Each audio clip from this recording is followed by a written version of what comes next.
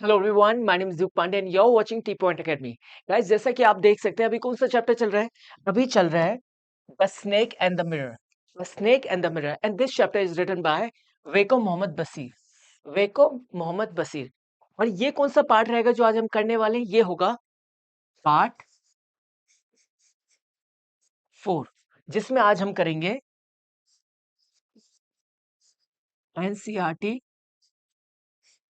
Solutions. ठीक है।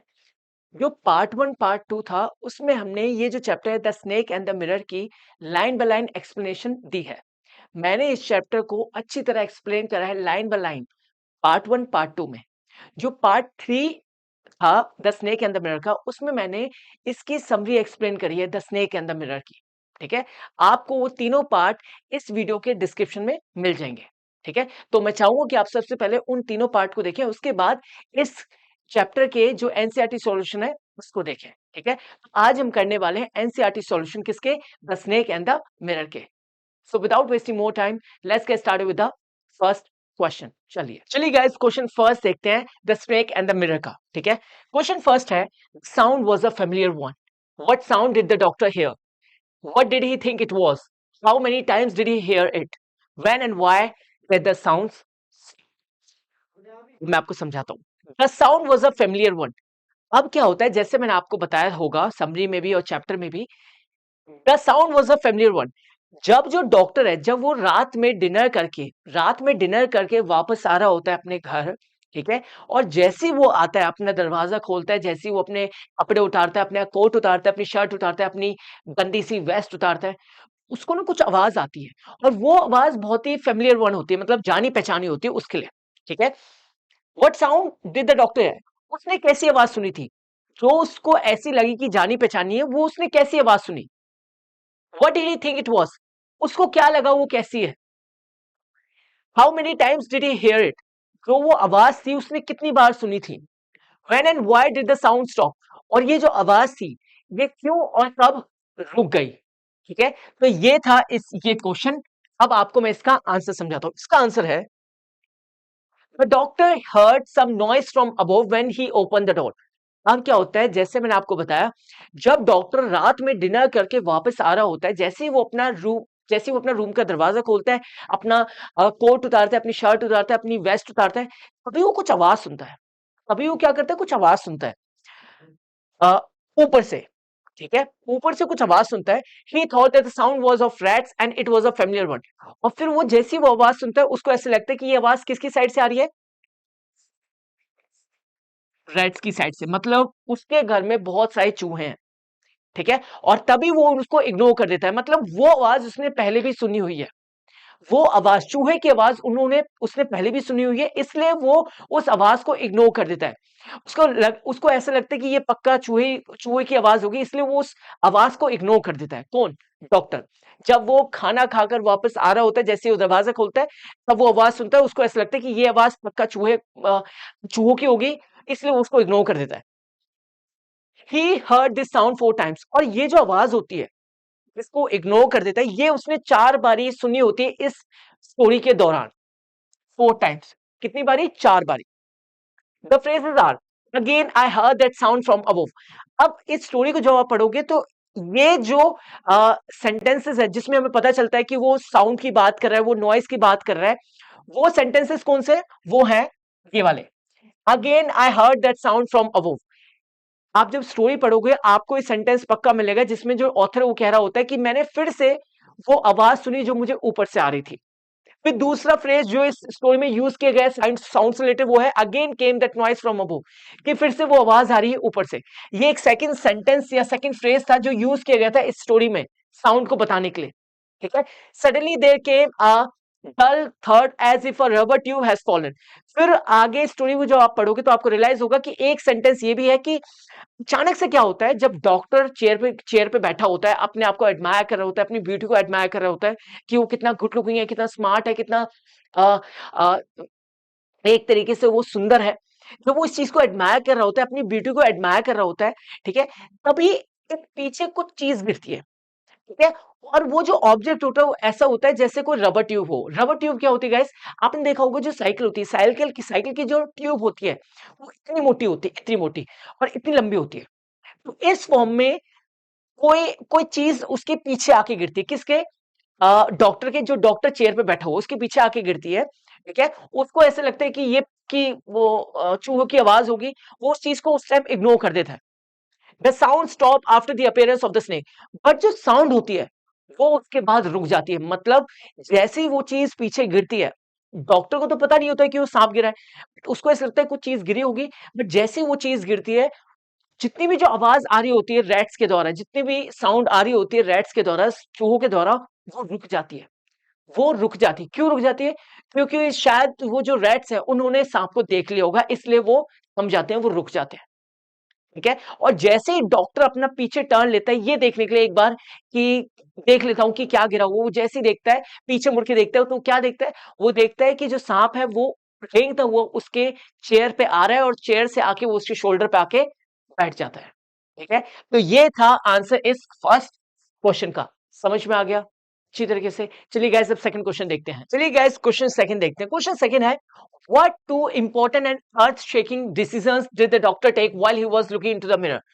कि ऐसे कौन से दो इंपॉर्टेंट डिसीजन थे जो डॉक्टर ने लिए थे जब वो अपने आप को मिरर में देख रहा था? ऐसे कौन से डिसीजन थे जो डॉक्टर ने लिए थे जब वो अपने आप को मिरर में देख रहा था? इंपॉर्टेंट डिसीजन, बहुत ही जरूरी, बहुत ही क्रूशियल डिसीजन लिए थे उसने जब वो मिरर में देख रहा था। तो गाइज मैं आपको बताना चाहूंगा, जो फर्स्ट इंपॉर्टेंट डिसीजन उसने लिया था वो ये था कि वो हर दिन शेव करेगा। वो हर दिन शेव करेगा, he will shave every day, and so that he can grow thin moustache. उसका जो फर्स्ट इंपॉर्टेंट डिसीजन था वो ये था कि वो हर दिन शेव करेगा, जिससे वो छोटी छोटी, मतलब थोड़ी सी वो मुस्टैच, थोड़ी सी मूंछ ग्रो कर सके। ये उसका फर्स्ट डिसीजन था। सेकंड डिसीजन उसका क्या था कि उसकी जो स्माइल थी वो अच्छी थी, तो वो बोलता है कि मैं हर दिन क्या रखूंगा, स्माइल रखूंगा अपने फेस पे जब भी मैं किसी से मिलूंगा। तो बोलते हैं कि पहले उसका मोस्ट इंपॉर्टेंट डिसीजन था कि वो हमेशा शेव करेगा और हमेशा थोड़ी सी मुस्टैच ग्रो करेगा। ये उसका फर्स्ट डिसीजन था। सेकंड डिसीजन उसका था शायद कि वो हमेशा स्माइल रखेगा अपने फेस पे। तो ये उसने दो इंपॉर्टेंट डिसीजन लिए थे उस समय जब वो मिरर में अपने आप को देख रहा होता है। चलिए गाइस अब इसका आंसर देखते हैं। इसका आंसर है, the two important earth-shaking decisions that the doctor took while he was looking into the mirror। दो ऐसे इंपॉर्टेंट डिसीजन, अर्थ शेकिंग डिसीजन जो उसने लिए थे जब वो अपने आप को मिरर में देख रहा होता है, वो थे, ही वुड शेव डेली, कि वो हमेशा शेव करेगा, हमेशा शेव करेगा, and grow a thin moustache, जैसे मैंने आपको बताया था कि वो हल्की सी मुस्टैच, हल्की सी मूछ ग्रो करेगा, हर दिन शेव करेगा और थोड़ी थोड़ी सी मूछ ग्रो करेगा, टू लुक मोर हैंडसम, जिससे वो हैंडसम दिख सके, जिससे वो गुड लुकिंग दिख सके, and he would always keep that attractive smile on his face. और सेकंड डिसीजन उसने क्या लिया था कि वो हमेशा एक अट्रैक्टिव स्माइल रखेगा, एक बहुत ही आकर्षक स्माइल रखेगा अपने फेस पे, बहुत ही चार्मिंग वाली स्माइल रखेगा अपने फेस पे। पहला डिसीजन क्या था? पहला डिसीजन ये था कि वो हमेशा शेव करेगा और थोड़ी सी मुस्टैच ग्रो करेगा, और दूसरा डिसीजन ये था कि वो हमेशा अट्रैक्टिव स्माइल रखेगा अपने फेस पर। तो ये दो मोस्ट इंपॉर्टेंट डिसीजन लिए थे उसने, किसने? डॉक्टर ने, व्हेन ही वाज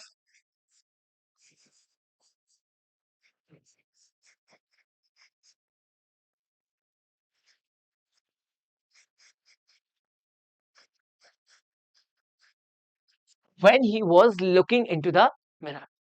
ये दो ऐसे डिसीजन थे जो उसने लिए थे जब वो अपने आप को मिरर में देख रहा होता है। समझ में आ गया? क्वेश्चन थर्ड देखते हैं। चलिए गाइस क्वेश्चन थर्ड देखते हैं। चलिए गाइस अब क्वेश्चन थर्ड देखते हैं। क्वेश्चन थर्ड है, I looked into the mirror and smiled, says the doctor. A little later, he says, I forgot my danger and smiled feebly at myself.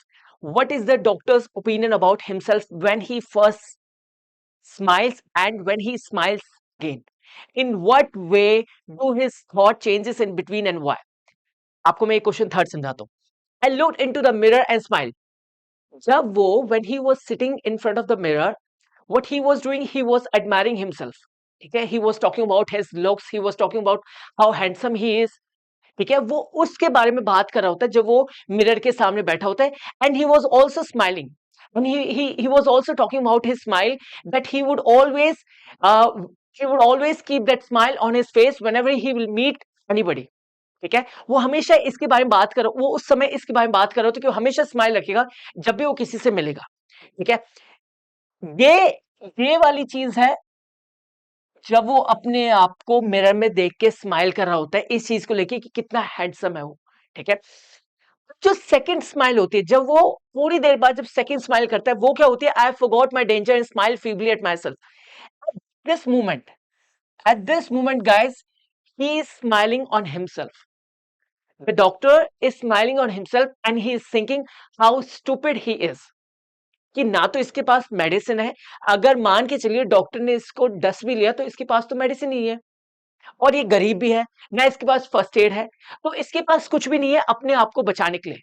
So at this moment when he is laughing on himself for the second time, he is laughing on himself. He is thinking how stupid he is. He is thinking that he doesn't have a medicine so that he can protect himself.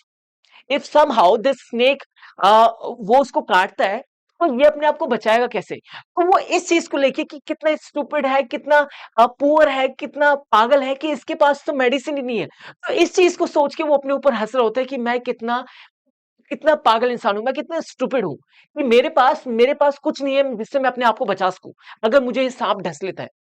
What is the doctor opinion about himself when he smile first smile, कि doctor के opinion क्या है जब वो अपने आप को अपने ऊपर पहली बार हंसता है और जब वो अपने ऊपर सेकंड बार हंसता है। तो इन दोनों के टाइम डॉक्टर के ओपिनियन क्या थे, in what ways do his thought change in between and why, और जो उसके थॉट थे, जो उसके जो सोचना था, जो उसके थॉट्स थे, वो कैसे चेंज हो रहे थे इन दोनों सिचुएशन के बीच में। ठीक है, वो आपको बताने। अब हम इसका आंसर देखते हैं। इसका आंसर है guys, the doctor thought that he had a good smile when he first smile. अब जैसा मैंने आपको बताया कि जब वो मिरर के सामने बैठा बैठा था, when he was sitting in front of the mirror, he was smiling, and he was smiling because he was admiring his beauty. He was smiling because he was admiring his attractive smile, कि वो कितना अच्छी तरीके से हंसता है, कितना handsome लगता है। He looks handsome whenever he smiles. तो इस चीज को देख के अपने ऊपर स्माइल कर रहा है कि वो कितना हैंडसम लगता है, कितना डैशिंग लगता है। ठीक है, जब वो पहली बार हंसा तो इस चीज पे हंस रहा है कि वो कितना ज्यादा हैंडसम लग रहा है। But when he smile a little later, but जब वो सेकंड टाइम हंसता है, बट जब थोड़ी देर बाद दूसरी बार हंसता है, he was thinking, वो सोच रहा है that he was a poor and stupid doctor. वो ये चीज सोच रहा है कि वो कितना पुअर, कितना ज्यादा स्टूपिड, कितना ज्यादा पागल डॉक्टर है, कितना ज्यादा स्टूपिड डॉक्टर है। अब वो ऐसा क्यों बोल रहा है, वो ऐसा इसलिए सोच रहा होता है कि अगर मान के चलिए डॉक्टर ने इसको डस लिया, अगर मान चलिए डॉक्टर ने इस पे अटैक कर दिया, तो ये अपने आप को कैसे बचाएगा, because he doesn't have a medicine so that he can protect himself from the snake, कि जिससे अगर स्नेक उसको डसे तो वो अपने आप को कैसे बचाएगा, उसके पास मेडिसिन नहीं है ना, उसके बाद he doesn't have a first aid also, उसके पास फर्स्ट एड भी नहीं है, उसके पास फर्स्ट एड भी नहीं है, ना उसके पास मेडिसिन है, उसके पास कोई भी ऐसी चीज नहीं है जिससे वो अपने आप को बचा सके जब सांप उसको डसेगा। अगर सांप उसको डसता है तो उसके पास कुछ भी ऐसी चीज नहीं है। तो इस चीज को लेके वो क्या बोलता है, वो बोलता है कि वो कितना ज्यादा स्टूपिड है, कितना ज्यादा पागल है। ठीक है, कि डॉक्टर होने के नाते उसके पास मेडिसिन भी नहीं है। ठीक है, his thought got change because of the snake, उसके जो थॉट है वो चेंज हो जाते हैं जब वो स्नेक को देखता है। हिज थॉट गॉट चेंज, उसके जो थॉट्स है वो चेंज हो जाते हैं जब वो स्नेक को देखता है, क्योंकि पहले तो उसको कोई परवाह नहीं होती है, पहले तो उसके सामने कोई डेंजर था ही नहीं, पहले तो आराम से वो किसके सामने बैठा हुआ था, अब मिरर के सामने बैठा हुआ था और अपने अपने बारे में अपने अपने अपने लिए वो अपने बारे में भी क्या कर रहा था, प्रशंसा कर रहा था। बट सेकंड टाइम उसके सामने क्या है, डेंजर है। सेकंड टाइम क्या है, उसके सामने क्या है, एक स्नेक है, और उसको इस चीज का डर है कि अगर उसने कुछ भी गलती करी, अगर उसने थोड़ी सी मूवमेंट करी, तो उसको क्या होगा, ये सांप डस लेगा। फिर वो अपने ऊपर इस चीज पे हंस रहा होता है कि अगर इस सांप ने मुझे डस भी लिया, मैं अपने आप को बचाऊंगा कैसे, क्योंकि मेरे पास तो मेडिसिन ही नहीं है।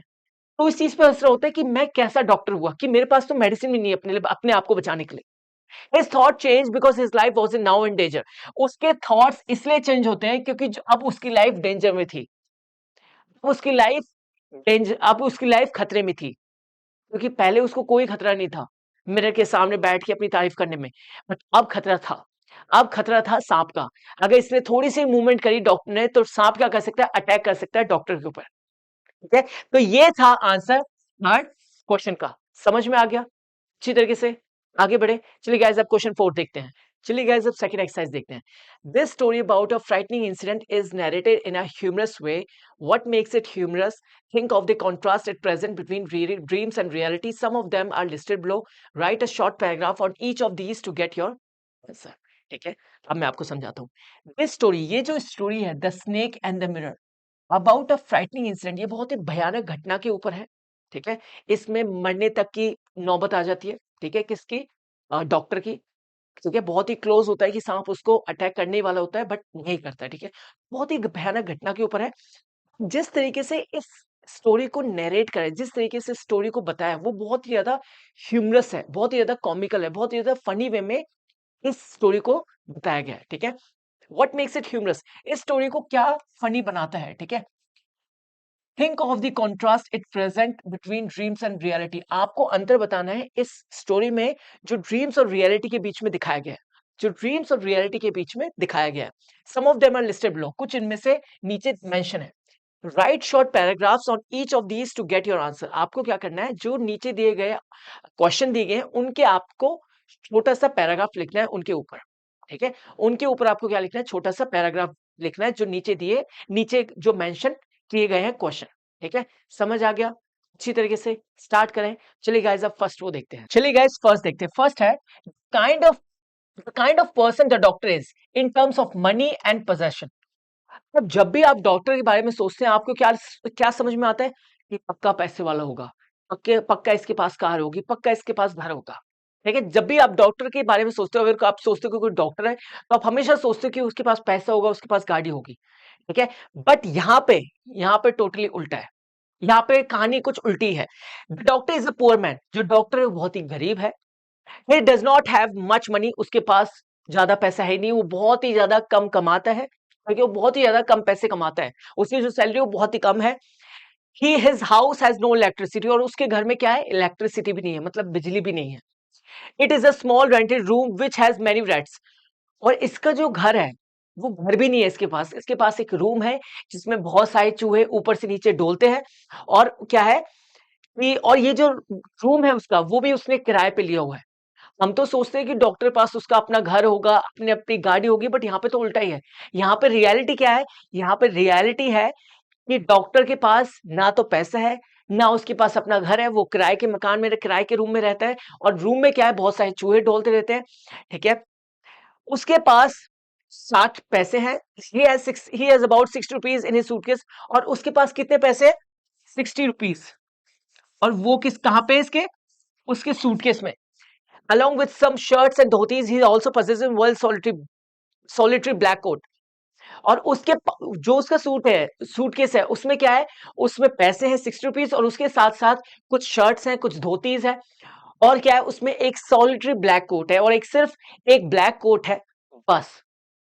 बस यही चीजें सिर्फ उसके पास है।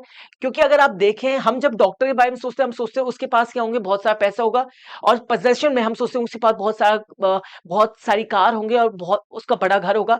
बट यहाँ पे तो ना उसके पास कार है, ना घर है।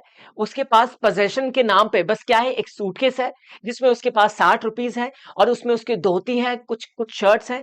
ठीक है, और एक कोट है, बस। और ना उसके पास पैसा है, ना उसके पास अपना रूम है, वो किराए के रूम में रहता है, जिसमें क्या है, बहुत सारे चूहे जो ऊपर से नीचे डोलते रहते हैं।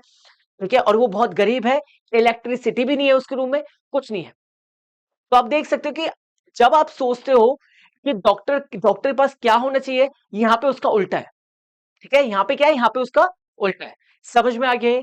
आगे बढ़े, चलिए गाइस अब नेक्स्ट पॉइंट देखते हैं। चलिए गाइस सेकंड देखते हैं। The kind of person he wants to be, the kind of person he wants to be in terms of appearance and ambition, मतलब लुक वाइज और एम्बिशन वाइज वो कैसा इंसान बनना चाहता है। ठीक है, तो इसका आंसर है he wants to be a, यहाँ पे बी आ जाएगा। He wants to be a handsome person, वो अपीयरेंस वाइज, मतलब वो लुक्स वाइज कैसा बनना चाहता है, handsome person, good looking person, stunning person, dashing person, ऐसा इंसान वो बनना चाहता है। So he decided to shave daily and grow a thin moustache. जैसा मैंने आपको स्टोरी में बताया था कि वो एक इंपॉर्टेंट डिसीजन लेता है, तो उसका फर्स्ट इंपॉर्टेंट डिसीजन ये होता है कि that he will shave daily and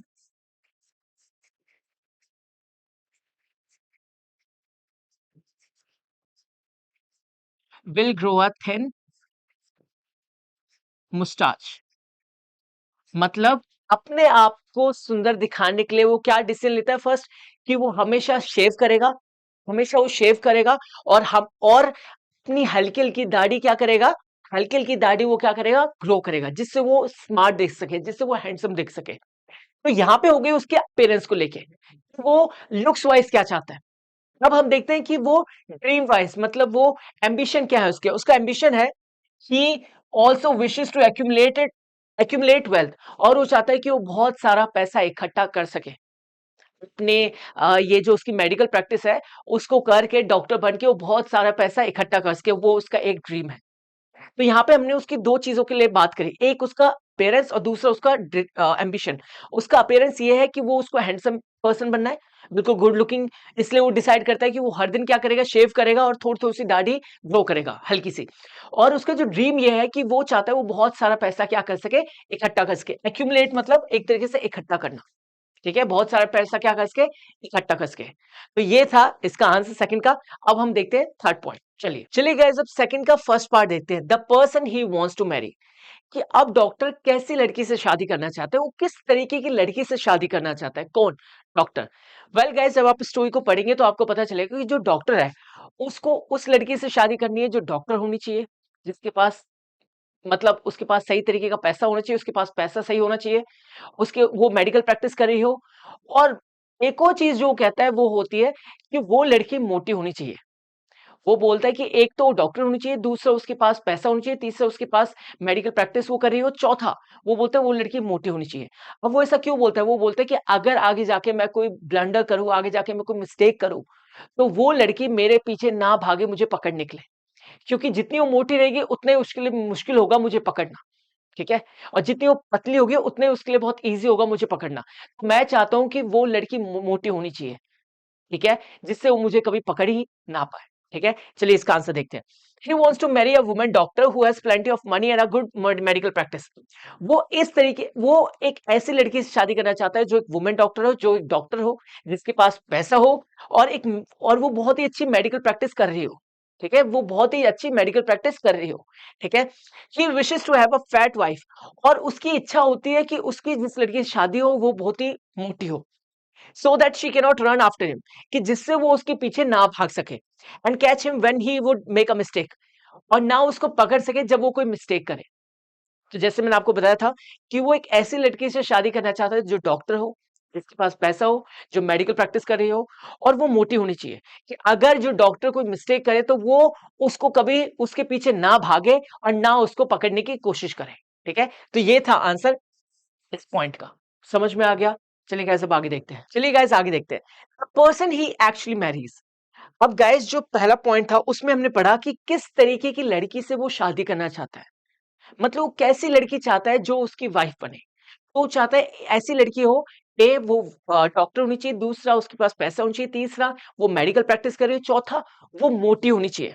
चौथा क्या बोलते हैं, वो मोटी होनी चाहिए, फैट होनी चाहिए, ठीक है। और फैट क्यों होनी चाहिए वो बताते हैं कि अगर आगे जाके मैं कोई गलती करूं, आगे जाके मैं कोई मिस्टेक करूं, तो वो मेरे पीछे ना भग पाए मुझे पकड़ने के लिए, मुझे मार निकले। तो मैं चाहता हूं वो लड़की कैसी होनी चाहिए, फैट होनी चाहिए, ठीक है। अब हम देखते हैं कि उसकी किस लड़की से शादी होती है, उस लड़की में क्या क्वालिटी है जिससे उसकी शादी होती है, ठीक है।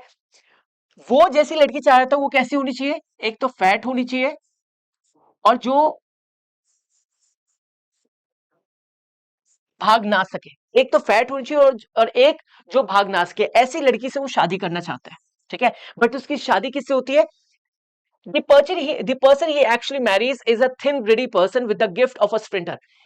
जिस जिस लड़की से उसकी शादी होती है वो क्या है, एक तो थिन रेडी पर्सन मतलब टॉल है एंड थिन है, पतली है। उसने सोचा था कि फैट लड़की हो, बट इसका अपोजिट लड़की उसको मिलती है जो बहुत टॉल है और थिन है, जो बिल्कुल पतली और लंबी है। ऐसी लड़की से उसकी शादी होती है। मतलब जैसा उसने सोचा था उसका अपोजिट होता है। ठीक है, फिर उसने सोचा था कि मैं चाहता हूं कि ऐसी लड़की मिले जो कभी भाग ना पाए ज्यादा तेज। ठीक है, यहाँ पे अपोजिट उसको मिलता है। जिस लड़की से उसकी शादी होती है वो क्या है, एक तरीके से एक स्प्रिंटर है जो तेज भाग सकती है। जो क्या है, तेज भाग सकती है, स्प्रिंटर है।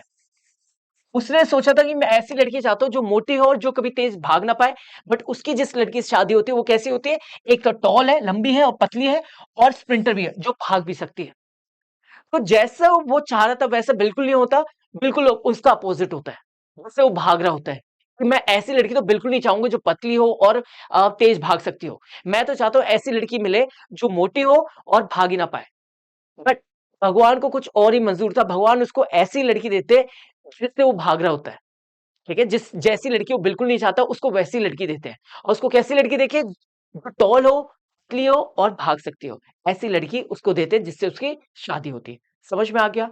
आगे बढ़े, चलिए गाइस आगे देखते हैं। चलिए गाइस थर्ड पार्ट का फर्स्ट पॉइंट देखते हैं। His thoughts when he looks into the mirror. कि डॉक्टर के क्या विचार थे जब वो अपने आप को मिरर में देखता है। डॉक्टर क्या सोचता है जब वो अपने आप को मिरर में देखता है। चलिए इसका आंसर देखते हैं।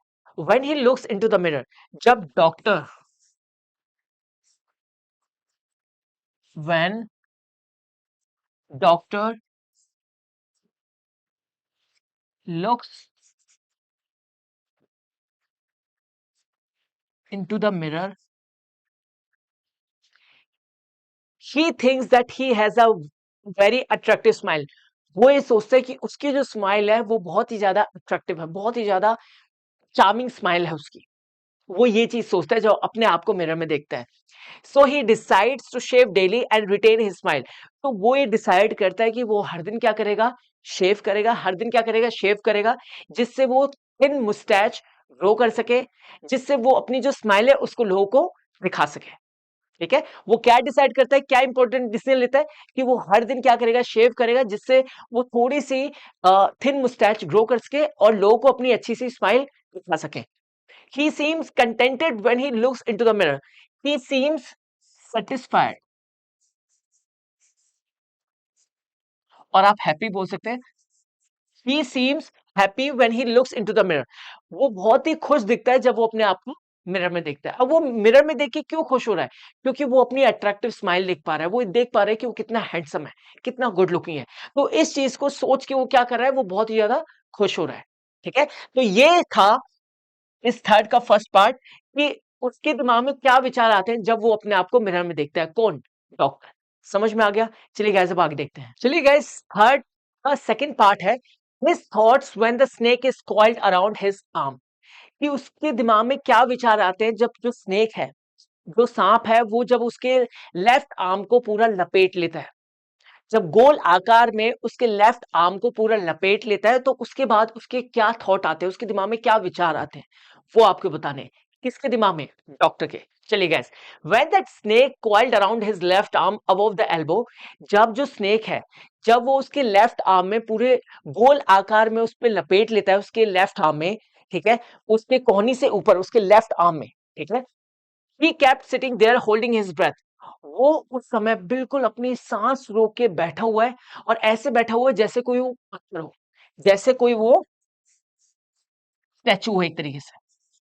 जब सांप उसके हाथ पे अपने आप को पूरा लपेट लेता है और उसका मुंह अपने मुंह के सामने रख देता है, ठीक है, उसका मुंह उसके मुंह के सामने रख देता है जो सिर्फ 4 इंचेस दूर है, उस टाइम पे वो अपनी सांस को रोक लेता है। कौन? डॉक्टर। और वो ऐसे बैठा रहता है वहां पे जैसे कोई स्टैचू हो, जैसे कोई स्टैचू हो। He thinks that he is a poor and stupid doctor. और उस समय वो अपने ऊपर हंसते हुए कहता है कि वो बहुत ही ज्यादा पुअर, बहुत ही ज्यादा पुअर और स्टूपिड डॉक्टर है। अब वो ऐसा क्यों कहता है? वो इसलिए कहता है कि अगर गलती से इस स्नेक ने मुझ पे अटैक कर लिया, तो मेरे पास तो मेडिसिन भी नहीं है, ना मेरे पास फर्स्ट एड है जिससे मैं अपने आप को बचा सकूं। तो मैं किस बात का डॉक्टर हुआ, मैं कैसा डॉक्टर हुआ? तो इस चीज पे वो अपने ऊपर हंस भी रहा है कि मतलब क्या क्या कैसा पागल डॉक्टर हूं मैं कि मेरे पास तो मेडिसिन भी नहीं है कि जिससे मैं अपने आप को बचा सकूं, अगर ये मेरे को अगर ये मेरे को सांप डस भी लेता है तो। ठीक है, he is terrified by the snake's presence. अब जो डॉक्टर है वो डरा हुआ है, ही इज स्कैर्ड। आप बोलते he is scared by the snake's presence, कि जो स्नेक्स वहां प्रेजेंट है उसकी प्रेजेंस से वो बहुत ही ज्यादा डर गया है। कौन? डॉक्टर।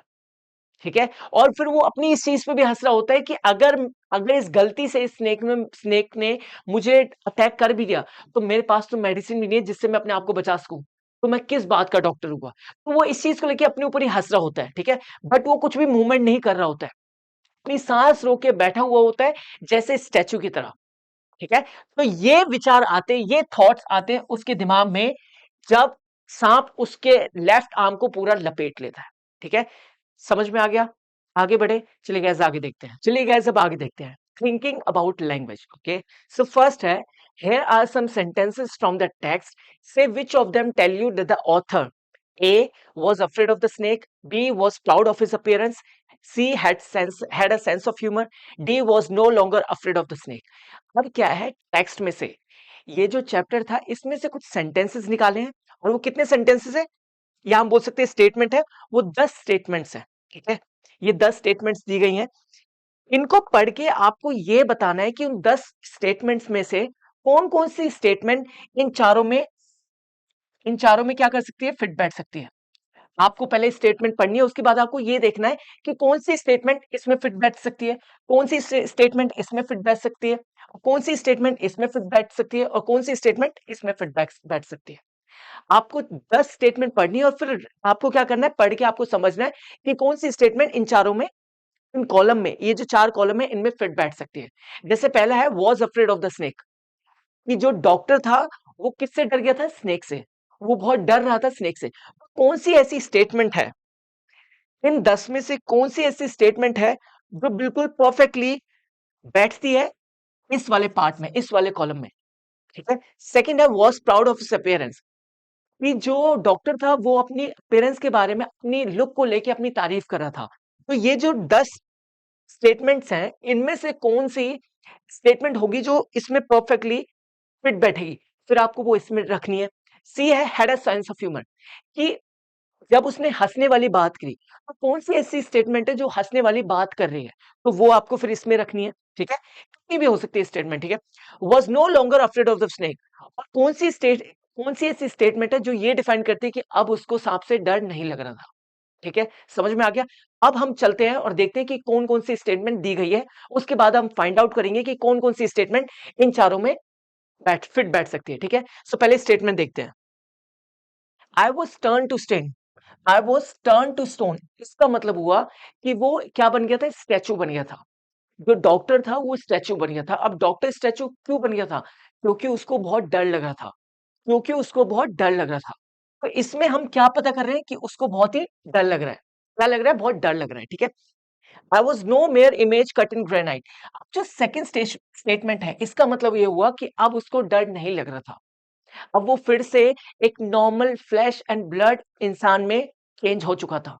पहले तो ये फील कर रहा था कि उसको बहुत डर लग रहा था, तो वो स्टैचू बन चुका था, बट जैसे ही सांप हटा तो वो फिर से नॉर्मल इंसान की तरह बिहेव करने लग गया। अब उसको डर नहीं लग रहा था। तो सेकंड स्टेटमेंट से हमें पता चलता है कि अब उसको डर नहीं लग रहा है। थर्ड स्टेटमेंट देखते हैं। The arm was beginning to be drained of strength, अब क्या होता है, जब सांप ने उसके लेफ्ट आर्म को कॉइल कर लिया था, लपेट लिया था अपने आप को उसके लेफ्ट आर्म पे, तो उसकी जो स्ट्रेंथ थी, उसकी जो पावर थी लेफ्ट आर्म की, वो क्या होती, कम होती जा रही थी, खत्म होती जा रही थी, और वो उस मोमेंट पे कुछ भी नहीं कर पा रहा था। क्यों? क्योंकि उसको बहुत डर लग रहा था। तो ये स्टेटमेंट क्या डिफाइन करती है कि उसको डर लग रहा है। I tried in my imagination to write in bright letters outside my little heart the words O God, जब उसको डर लग रहा था, जब सांप ने उसको कॉइल करके उसके लेफ्ट आर्म पे बैठा होता, जब उसको डर लग रहा था, उस टाइम वो किसको याद कर रहा था, भगवान को याद कर रहा था। किसको याद कर रहा था, भगवान को। अपने दिल के पास वो किसको याद कर रहा था, भगवान को। ठीक है, I didn't tremble, I didn't cry out, ना तो मैं घबराया ना मैं रोया। ये चीज क्या डिफाइन करती है, ये चीज क्या डिफाइन करती है कि ना तो वो घबराया ना रोया, क्योंकि उसको पता था कि अगर उसने थोड़ी भी मूवमेंट करी डॉक्टर ने, तो सांप उसको क्या कर लेगा, अटैक कर देगा उसके ऊपर। ठीक है, तो ये चीज क्या डिफाइन करती है कि वो अफ्रेड है। ये चीज क्या डिफाइन करती है कि वो अफ्रेड है। ठीक है, I looked into the mirror and smile, it was an attractive smile, ये वाली जो स्टेटमेंट है ये क्या डिफाइन करती है। अब अगर मैं बोलता हूँ I looked into the mirror, मैंने अपने आप को मिरर में देखा और मैंने स्माइल पास करी, it was an attractive smile, और ये बहुत ही ज़्यादा आकर्षक स्माइल थी, बहुत ही ज़्यादा आकर्षक मुस्कान थी। तो इसमें आप क्या कर रहे हो? आप अपनी तारीफ़ कर रहे हो। क्या कर रहे हो? इसमें आप अपनी लुक की तारीफ़ कर रहे हो इस स्टेटमेंट में। आगे देखते हैं। 7th, I was suddenly a man of flesh and blood. जब सांप उसके बॉडी से उतर के सामने मिरर के सामने चला गया था, तो जो जो डॉक्टर था, वो फिर से रिलैक्स हो गया था, फिर से वो एक तरीके से अलाइव हो गया था। क्योंकि जैसे ही सांप उसके पास बैठा हुआ था, तो उस टाइम तो बिल्कुल स्टैच्यू बन चुका था। ठीक है? उसने अपनी सांस रोक ली थी। बट जैसे ही सांप आगे गया, तो वो क्या हो गया था, फिर से एक मांस और ब्लड वाला इंसान बन चुका था। ठीक है? 8 देखते हैं। आई वाज़ आफ्टर ऑल, तो इसमें क्या पता चल रहा है कि वो अफ्रेड नहीं है अब। I was after all a bachelor and a doctor too on top of it. ये क्या डिफाइन कर रहा है? I was after all a bachelor, कि मैं बैचलर भी था। बैचलर कौन होते हैं? जिनकी शादी नहीं होती है। And a doctor too on top of it, और मैं एक डॉक्टर भी था। एक तो ये बात है कि मैं एक बैचलर भी था जिसकी शादी नहीं, और ऊपर से मैं एक डॉक्टर भी था। तो यहाँ पे वो क्या कर रहा है डॉक्टर? अपनी क्या कर रहा है? तारीफ कर रहा है। क्या कर रहा है? अपनी तारीफ कर रहा है। मतलब ये पेरेंट्स की अपनी तारीफ कर रहा है। The fellow had such a sense of cleanliness, the rascal could have taken it and used it after washing it with soap and water. ये जो सेंटेंस है, ये कौन बोल रहा है? ये बोल रहा है डॉक्टर, और डॉक्टर सोचते हुए कह रहा है कि जो चोर था, यहाँ पे जो द फेलो, तो यहाँ पे फेलो किसको बोला है? थीफ को। किसको बोला है गाइस? थीफ को। और वो कह रहा है कि जो चोर था, वो कितना ज्यादा केयरफुल है इसको लेके, क्लीनिनेस को लेके, कि वो कितना साफ सफाई पे ध्यान देता है, कि मतलब कितना चालाक है। वो मेरी जो गंदी वेस्ट, जो मेरी गंदी बनियान है, उसको लेके ही नहीं गया। वो लेके जा सकता था, उसको धो सकता था, उसको वॉश कर सकता था, उसको पहन सकता था, बट उसने ये नहीं करा। वो मेरी मेरी जो गंदी बनियान है, उसको लेके ही नहीं गया। यहाँ पे जो इट है, इट को डिफाइन कर रहा है वेस्ट। जो इट है वो किसको डिफाइन कर रहा है? वेस्ट को, उसकी बनियान को। यहाँ पे अब ये कैसा स्टेटमेंट लग रही है आपको? आपको ये बहुत फनी लग रही है, ह्यूमरस लग रही है, ठीक है? कि यहाँ पे बोलते हैं कि कितना चालाक है वो जो चोर है, उसने मेरी गंदी वेस्ट छोड़ दी, उसको लेके नहीं गया, वो लेके जा सकता था, उसको धो सकता था, बट उसने ऐसा नहीं करा, क्योंकि वो बहुत ही ज्यादा क्लीनलीनेस को लेके बहुत ही फोकस था, उसको उसको बहुत साफ सफाई चाहिए थी। तो यहाँ पे आप इस स्टेटमेंट को पढ़ के क्या फील कर रहे हो? कि वो बहुत ही ज्यादा फनी स्टेटमेंट है, ठीक है? Was it trying to make an important decision about growing a mustache or using eyeshadow and mascara or wearing a vermilion spot on its forehead? अब ये स्टेटमेंट आपको क्या डिफाइन कर रही है? जब जब ऑथर नहीं, जब डॉक्टर जब सांप को देखता है कि वो मिरर के सामने आके बैठ गया है, और वो अपने आप को देख रहा है, तो यहाँ पे जो डॉक्टर वो क्या सोचता है? वो सोचता है कि मुझे ऐसा लगता है जो सांप है वो पता है क्या कर रहा है? वो ये सोच रहा है कि क्या मैं थोड़ी सी दाढ़ी उगा लूं, क्या मैं थोड़ी सी मूंछ उगा लूं, क्या मुझे क्या आई शैडो करना चाहिए, क्या मुझे मस्कारा लगाना चाहिए, क्या मुझे सिंदूर लगाना चाहिए अपने ऊपर? तो ये कौन बोल रहा है? ये डॉक्टर बोल रहा है, जिसको देख के जब सांप अपने आप को मिरर में देख रहा है, तो वो ये स्टेटमेंट बोलता है। अब ये स्टेटमेंट कैसी लग रही है आपको? ये स्टेटमेंट आपको फनी लग रही है? ना तो ऐसा फील हो रहा है कि इसमें डर रहा है, ना ऐसा फील हो रहा है कि वो अपनी अपीयरेंस के बारे में बात कर रहा है, ना ऐसा फील हो रहा है कि वो अब सांप से नहीं डर रहा है। वो कैसा फील कर रहा है? वो बहुत ही रिलैक्स फील कर रहा है, और बता रहा है कि वो एक फनी स्टेटमेंट बता रहा है कि मुझे ऐसा लगता है कि जो सांप है ना, वो पक्का मिरर में अपने आप को देख के क्या सोच रहा है? वो ये सोच रहा है कि कैसे मैं अपनी मूंछ बढ़ा लूं या नहीं बनाऊं, या मैं सिंदूर लगा लूं सर पे नहीं लगाऊं। तो इसके बारे में सोच रहे हैं। तो ये स्टेटमेंट क्या डिफाइन करती है? ये स्टेटमेंट क्या डिफाइन करती है? कि ये क्या है? फनी स्टेटमेंट है। ठीक है? अब हम ये स्टेटमेंट सारी पढ़ ली। अब हम क्या करेंगे? सारी स्टेटमेंट से जो स्टेटमेंट इन चारों में फिट बैठेगी, वो हम इसमें पुट करेंगे। चलिए गाइस, अब हम आंसर देखते हैं। देखिए, was afraid of the snake. अब कौन सी ऐसी स्टेटमेंट है जो आपको ये बता दी है कि जो डॉक्टर था वो सांप से डर रहा था? जैसे पहला है I was turn to stone, वो स्टैचू बन चुका था। अब आप स्टैचू कब बन जाते हो? जब आपको बहुत डर लगता है। आपने देखा होगा, जब आपकी साइड में से सांप निकलेगा ना, तो आप बिल्कुल ऐसे स्ट्रेट खड़े हो जाओगे, बिल्कुल मूव नहीं करोगे। क्यों? क्योंकि आपको पता है अगर हल्की सी मूवमेंट हुई तो वो आपको क्या कर लेगा? डस लेगा। I was turn to stone, it means वो डर रहा था। ठीक है? तो ये स्टेटमेंट इसमें फिट बैठती है, was afraid of the snake.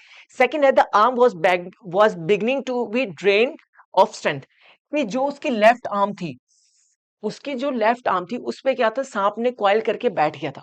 उसने अपने आप को लपेट लिया था उसके लेफ्ट आर्म पे। और उसके बाद क्या हो रहा था? उसकी जो स्ट्रेंथ थी, उसकी जो पावर थी लेफ्ट आर्म में, वो क्या होती है, वो कम होती जा रही थी, खत्म होती जा रही थी। बट वो कुछ भी नहीं कर पा रहा था, क्यों? क्योंकि उसको बहुत ज़्यादा डर लग रहा था। क्योंकि उसको ये डर था कि अगर उसने थोड़ी-सी मूवमेंट करी, तो वो उसको डस लेगा या अटैक कर लेगा।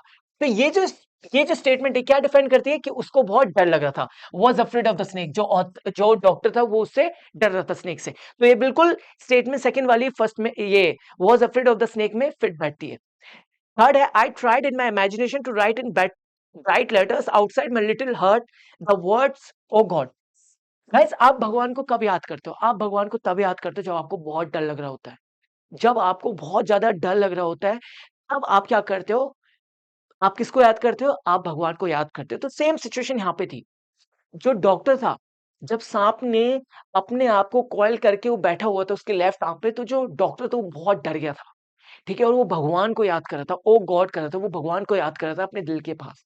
वो इसलिए याद कर रहा था क्योंकि उस टाइम वो खतरे में था, ठीक है? वो डेंजर में था। तो ये जो स्टेटमेंट है क्या डिफाइन करती है? कि वो सांप से डर रहा था, was afraid of the snake, वो सांप से डर रहा था।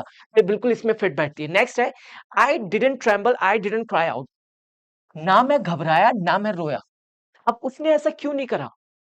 उसने ऐसा क्यों नहीं करा? क्योंकि उसको पता था कि अगर उसने थोड़ी भी मूवमेंट करी, अगर वो थोड़ा-सा भी हिला, तो जो सांप है उस पे अटैक कर लेगा और उस पे क्या करेगा, उसको डस लेगा।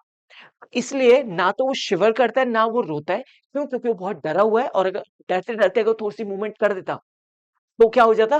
सांप उस पे अटैक कर लेता। तो इस स्टेटमेंट से पता चलता है कि वो इतना डरा हुआ था कि ना वो रोया, ना वो घबराया। ठीक है? तो ये स्टेटमेंट किसमें फिट बैठती है? Was afraid of the snake में। समझ आ गया? पहला कॉलम हमने फिल कर दिया was afraid of the snake में। कौन-कौन से सेंटेंसेस आएँगे? अब हम देखते हैं आगे।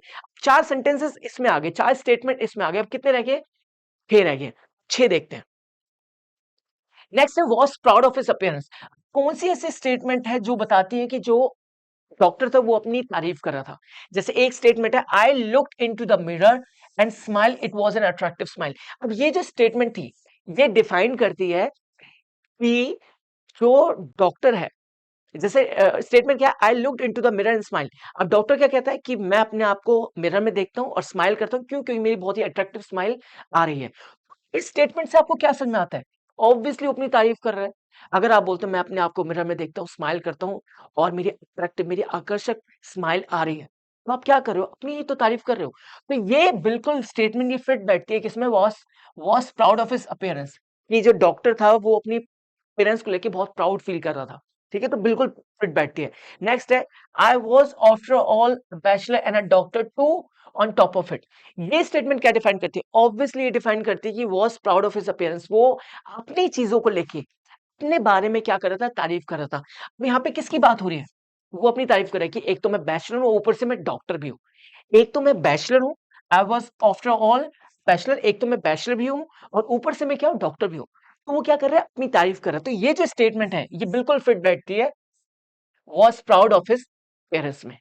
ठीक है? समझ आ गया? अब कितनी स्टेटमेंट रह गई? 4 स्टेटमेंट रह गई है। अब देखते हैं कि वो 4 स्टेटमेंट कौन-कौन से कॉलम में फिट होंगी। चलिए गाइस, सी पार्ट देखते हैं अब। सी है हमारा, he had a sense of humour. अब आपको बताना है कि कौन से ऐसे डायलॉग थे, कौन से ऐसी स्टेटमेंट थी जो बिल्कुल फिट बैठती है जब हम हँसने की बात करते हैं, जब हम ह्यूमर की बात करते हैं। ठीक है? तो जैसे पहली स्टेटमेंट है, the fellow had such a sense of cleanliness, the rascal could have taken it and used it after washing it with soap and water. अब ये स्टेटमेंट कौन बोलते हैं? ये स्टेटमेंट बोलते हैं डॉक्टर। और डॉक्टर बोलता है कि जो ये थीफ था, ये बहुत ही ज़्यादा चालाक था, ठीक है? इसको साफ-सफाई की समझ थी, इसलिए इसने ये मेरी जो वेस्ट, जो मेरी गंदी-सी वेस्ट है, बनियान, उसको लेके नहीं गया है। इसको लेके जा सकता था, धो सकता था, उसको पहन सकता था, बट उसने ऐसा बिल्कुल नहीं करा। तो ये स्टेटमेंट क्या डिफाइन कर रही है? एक ह्यूमर डिफाइन कर रही है, ठीक है? एक एक अ एक तरीके से एक हँसने वाली चीज़ डिफाइन कर रही है, ठीक है? आपको इस डायलॉग को पढ़ के क्या फ़ील हो रहा है? आपको बहुत ही हँसने वाली फ़ील आ रही है, ठीक है? आप हँसने वाला फ़ील ले रहे हो इसमें। क्योंकि इसमें क्या है, इसमें एक डायलॉग है जिसमें ये बोल रहा है कि उसको कैसा फ़ील हो रहा है? वो क्या बोलता है? वो बोलता है कि जो जो थीफ है, वो इतना ज़्यादा साफ-सफाई को लेके इतना ज़्यादा ध्यान रखता है कि वो मेरी बनियान को लेके भी नहीं गया। तो ये कैसा सेंटेंस है? ये कैसी स्टेटमेंट है? बिल्कुल ह्यूमरस स्टेटमेंट है। ठीक है? ह्यूमरस स्टेटमेंट है, ठीक है? नेक्स्ट है, was it trying to make an important decision about growing a moustache or using eye shadow and mascara or wearing a vermilion spit its forehead. अब ये स्टेटमेंट क्या डिफाइन कर रही है? ये भी क्या डिफाइन कर रही है? एक he had a sense of humour, कि उसके पास क्या था, सेंस ऑफ ह्यूमर था। सेंस ऑफ ह्यूमर मतलब जब आप कुछ चीज बोलते हो जिससे लोग हंस पड़ते हैं, ठीक है, मुस्कुरा जाते हैं, ठीक है, जब आप ऐसी चीज बात करते हो जब लोग उससे हंस जाएं। तो ये जो स्टेटमेंट थी, ये कौन बोलते हैं, ये भी डॉक्टर बोलता है, क्योंकि डॉक्टर के पास, डॉक्टर की एक क्वालिटी है, उसके पास अच्छा सेंस ऑफ ह्यूमर था, ठीक है। वो बोलता है कि मुझे ऐसा लगता है जो ये सांप है ना, ये मिरर में देख के अपने आप को डिसाइड कर रहा है कि क्या मैं थोड़ी सी अपनी मूंछ उगा लूं, क्या मैं मस्कारा लगा लूं, क्या मैं सिंदूर लगा लूं अपने सर पे। तो मुझे ऐसा लगता है कि सांप पक्का ये चीज सोच रहा होगा। अब क्या आपको लगता है कि वो ये ऐसी चीज सोचेगा सांप? नहीं। तो ये स्टेटमेंट आपको सुन के कैसी फील हो रही है? आपको क्या फील करा रहा है?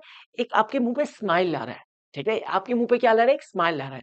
तो ये जो स्टेटमेंट है, ये जो स्टेटमेंट है, ये क्या डिफाइन करती है कि he had a sense of humour, he had a sense of humour, ठीक है, समझ आ गया। दो स्टेटमेंट यहाँ पे हो गई, दो पिछले में हो गई और चार उसमें हो गई। तो हमारी कितनी स्टेटमेंट कंप्लीट हो गई? 8 हो गई। अब जो दो स्टेटमेंट बची वो लास्ट वाले में सेट हो जाएंगी।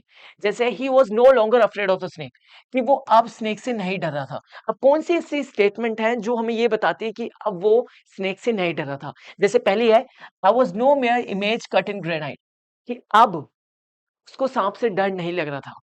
अब वो पहले जो स्टैचू बन चुका था, अब वो नॉर्मल इंसान में कन्वर्ट हो चुका है, वो नॉर्मल इंसान बन चुका है फिर से।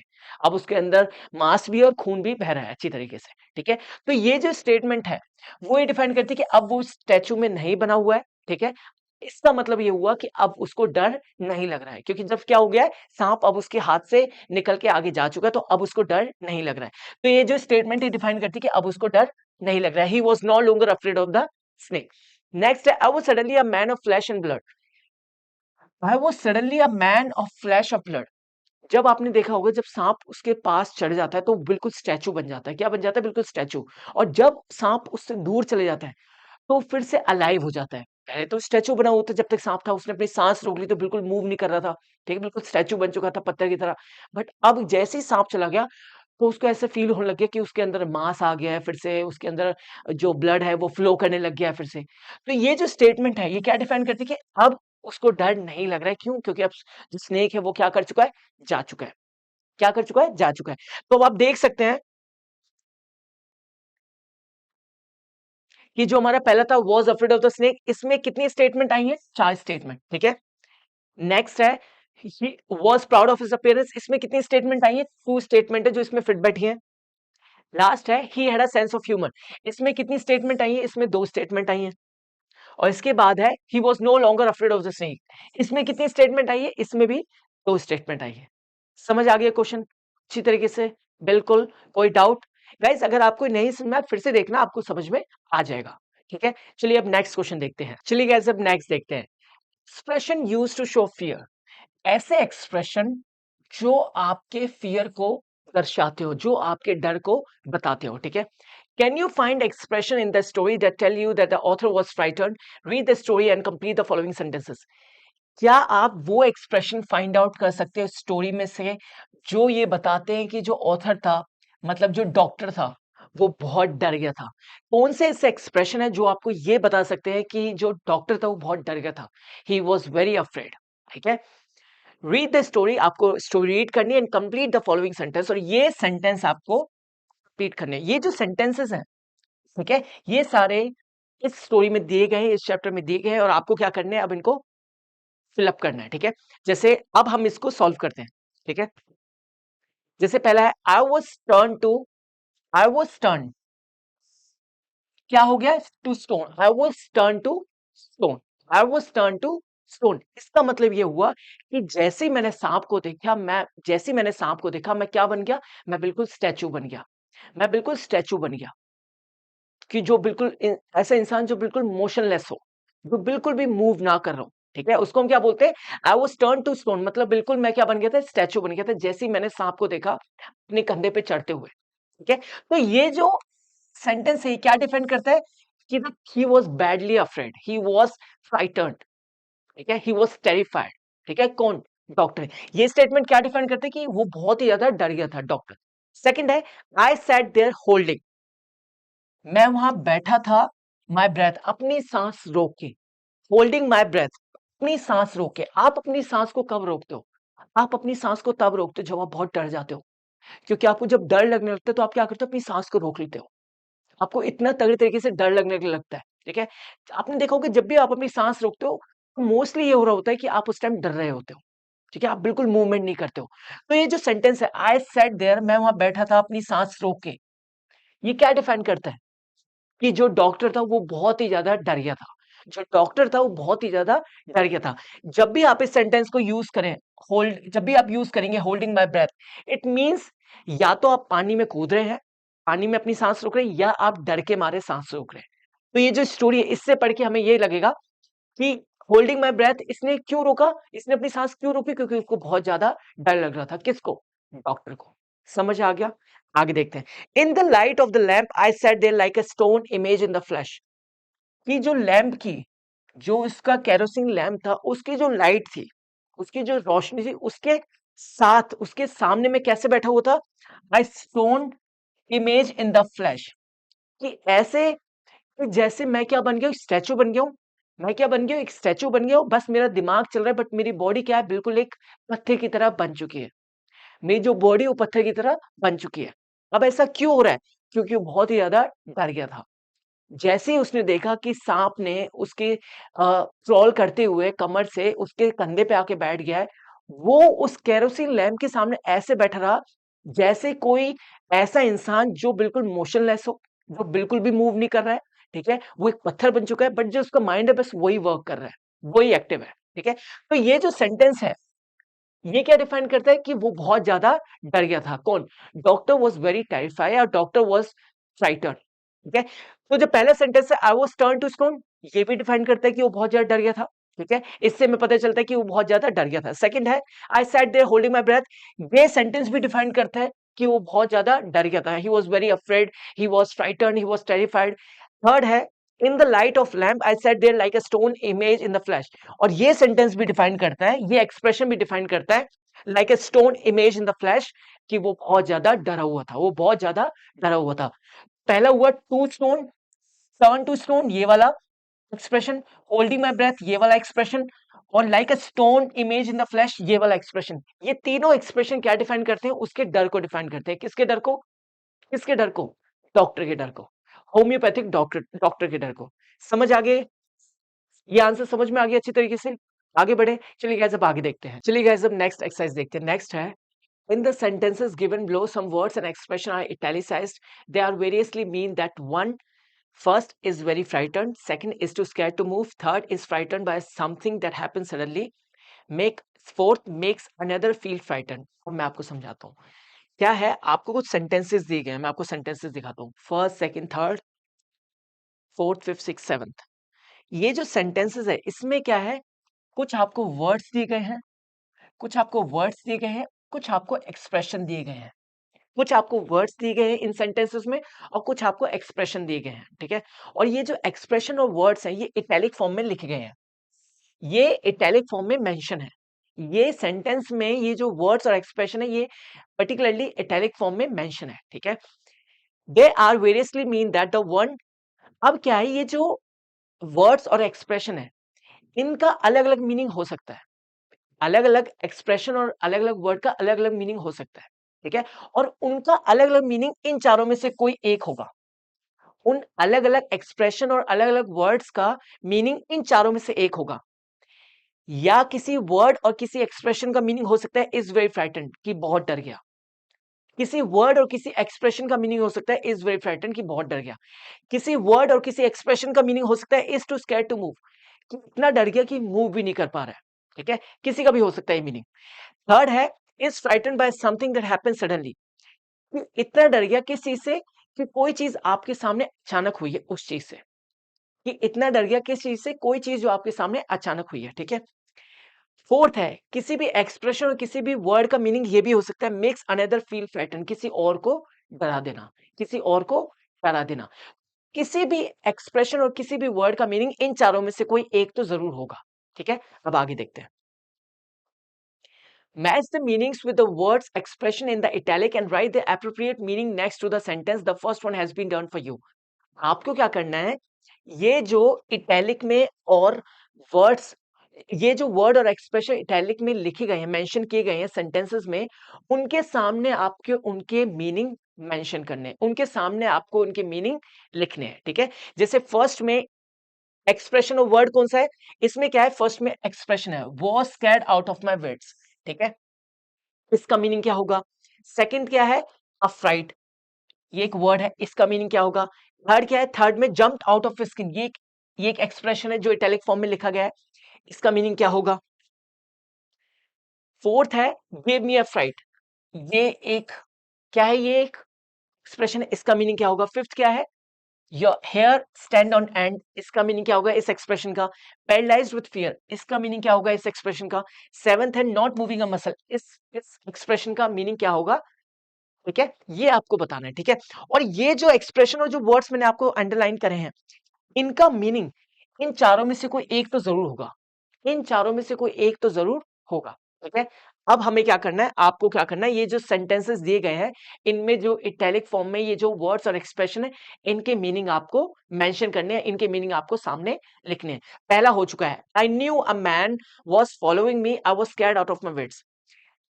आई knew a man was following me, I was scared out of my wits, कि मुझे पता है मुझे एक आदमी फॉलो कर रहा था, I was scared out of my wits. ये जो I was scared out of my wits का मीनिंग हुआ वेरी फ्राइटन, मतलब बहुत ज्यादा डर जाना, बहुत ज्यादा डर जाना। तो ये जो इटैलिक में जो एक्सप्रेशन है, इसका मीनिंग क्या होगा, वेरी फ्राइटन, क्या होगा, very frighten. Second, third, fourth, fifth, six, seventh, six, seven, इनको हम सॉल्व करते हैं और इनके जो एक्सप्रेशन और वर्ड्स हैं जो इटैलिक फॉर्म में लिखे गए हैं, उनके हम मीनिंग मेंशन करते हैं, लिखते हैं। चलिए, सेकंड है, I got a fright when I realised how close I was to the cliff edge. अब यहाँ पे जो आप फ्राइट है, ये क्या है, इटैलिक फॉर्म में ये वर्ड है, इसका मीनिंग क्या है, टू स्कैर टू मूव, इतना डर जाना कि आप मूव भी नहीं कर पा रहे हो, इतना डर जाना कि आप मूव भी नहीं कर पा रहे हो। I got a fright when I realized how close I was to the cliff edge, कि मैं बहुत डर गया, मैं बहुत डर गया, मैं मूव भी नहीं कर पा रहा था जब मुझे पता चला कि मैं चट्टान के किनारे पे खड़ा हूँ। मैं इतना डर गया था कि मैं मूव भी नहीं कर पा रहा था जब मुझे पता चला कि मैं चट्टान के किनारे पे क्या हूँ, खड़ा हूँ, ठीक है। तो अफ्राइट का मतलब हो गया too scared to move, too scared to move. Third देखते हैं, he nearly jumped out of his skin when he saw the bull coming towards him। अब ये जम्प्ड आउट ऑफ स्किन है, जम्प्ड आउट ऑफ स्किन, इसका meaning है frightened by something that happened suddenly. किस चीज से डर जाना जो आपके सामने अचानक हुई है, किस चीज से डर जाना जो आपके सामने अचानक हुई है। He nearly jumped out of his skin when he saw the bull coming towards him। जैसे ही उसने बुल को उसकी ओर आते हुए देखा, तो वो बहुत ज्यादा डर गया, तो बहुत ज्यादा डर गया। जम्प्ड आउट ऑफ स्किन का मतलब हुआ अचानक से जब आप किसी चीज को देखते हो, उस चीज से आप डर जाते हो। अचानक से जब आप किसी चीज को देखते हो और उस चीज से आप डर जाते हो, ठीक है। तो जंप्ड आउट ऑफ स्किन का मतलब हुआ frightened by something that happened suddenly. समझ आ गया, आगे देखते हैं।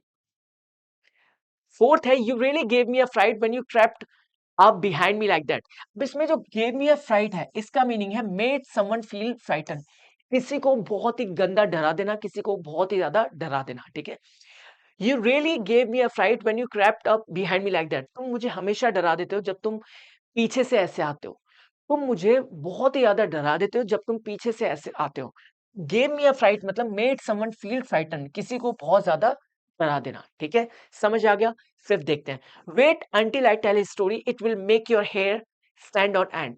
वेट करो जब तक मैं तुम्हें स्टोरी सुनाता हूँ, क्योंकि मुझे पता है जब एक बार तुम स्टोरी को सुन लोगे, तो तुम बहुत ज़्यादा डर जाओगे, बहुत ज़्यादा डर जाओगे। तो इसमें जो ये हेयर स्टैंड ऑन एंड है, इसका मीनिंग हुआ वेरी फ्राइटन्ड, बहुत ज़्यादा डर जाना, बहुत ज़्यादा डर जाना, ठीक है?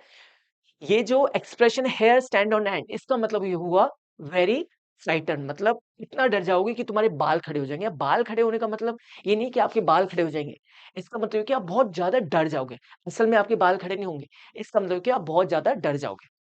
सिक्स है, paralysed with fear the boy face his abductors. हम बोलते हैं ना कि वो इतना डर गया कि पैरालाइज सा हो गया, वो इतने डर गया कि पैरालाइज सा हो गया। तो इसका मीनिंग है पैरालाइज्ड विद फियर का मतलब ये हुआ टू स्कैर्ड टू मूव, इतना डर जाना कि आप मूव भी नहीं कर पा रहे हो, इतना डर जाना कि आप मूव भी नहीं कर पा रहे हो, ठीक है। Paralysed with fear the boy faced his abductors. Abductors कौन होते हैं, जब लड़के ने एब्डक्टर्स को फेस करा, एब्डक्टर्स होते हैं जो भला फुसला के आपको अगवा कर लेते हैं, उन लोगों को हम क्या बोलते हैं, एब्डक्टर्स। तो जैसे ही लड़के ने उन एब्डक्टर्स को फेस किया, वो बिल्कुल पैरालाइज हो चुका था, बिल्कुल पैरालाइज हो गया था, बिल्कुल एक तरीके से स्टैचू बन चुका था डर के मारे, ठीक है। पैरालाइज्ड विद फियर का मतलब ये हुआ टू स्कैर्ड टू मूव। क्या हुआ? Too scared to move. Last देखते हैं, the boy hid behind the door not moving a muscle. जो लड़का था वो दरवाजे के पीछे दुबक गया था और नॉट मूविंग अ मसल। इसका मतलब ये लिटरल मीनिंग तो हुआ कि वो अपनी मसल मूव नहीं कर रहा था, बट इसका जो इसके जो पीछे का मीनिंग है वो है टू स्कैर्ड टू मूव, कि वो बहुत ज्यादा डर गया था कि वो मूव भी नहीं कर पा रहा था। वो बहुत ज्यादा डर गया था कि वो मूव भी नहीं कर पा रहा था। समझ आ गया? मैं फिर से समझाता हूँ। जो पहला सेंटेंस है उसमें was scared out of my wits का मीनिंग हुआ वेरी फ्राइटन, बहुत ज्यादा डर जाना। सेकंड में I got a fright, fright का मतलब हुआ एक तरीके से टू स्कैर्ड टू मूव, बहुत ज्यादा डर जाना कि आप मूव भी नहीं कर पा रहे हो। इसमें जो थर्ड में jumped out of his skin है, इसका मतलब ये हुआ frighten by something that happened suddenly. मतलब किस चीज से डर जाना? जो आपके सामने अचानक हुई है, जो आपके सामने अचानक हुई है उससे डर जाना। अब यहाँ पे वो क्या चीज अचानक हुई थी? जो बुल था वो उसके उसके और आते हुए उसने अचानक देखा, तो उससे डर गया था। ठीक है। फोर्थ है gave me a freight. Gave me a freight मतलब किसी को डरा देना, बहुत ही गंदा डरा देना, बहुत ही बुरा डरा देना। फिफ्थ है हेयर स्टैंड ऑन एंड। इसका मतलब ये हुआ बहुत ज्यादा डर जाना, बहुत ज्यादा डर जाना। पैरालाइज्ड विद फियर मतलब इतना डर जाना कि आप मूव भी नहीं कर पा रहे हो, इतना डर जाना कि आप मूव भी नहीं कर पा रहे हो। सेवंथ है not moving a muscle. Not moving a muscle, इस एक्सप्रेशन का मीनिंग हुआ टू स्कैर्ड टू मूव, इतना डर जाना कि आप मूव भी नहीं कर पा रहे हो। तो ये थी एक्सरसाइज। आई होप आपको ये समझ में आ गई होगी। बिल्कुल, यहाँ पे ये क्लास होती है। सो गाइज यहाँ पे ये पार्ट होता है खत्म, और इसके साथ साथ ये चैप्टर भी होता है खत्म, the snake and the mirror. ठीक है। जो इस चैप्टर के फर्स्ट सेकंड थर्ड पार्ट है वो मैं इस वीडियो के डिस्क्रिप्शन में डाल दूंगा, जिससे आप इसके फर्स्ट सेकंड थर्ड पार्ट भी देख पाए। ठीक है। So at last I just have only one request to you, don't forget to like, share, comment and subscribe to this channel, T Point Academy. Now I'll see you in the next video. Bye bye.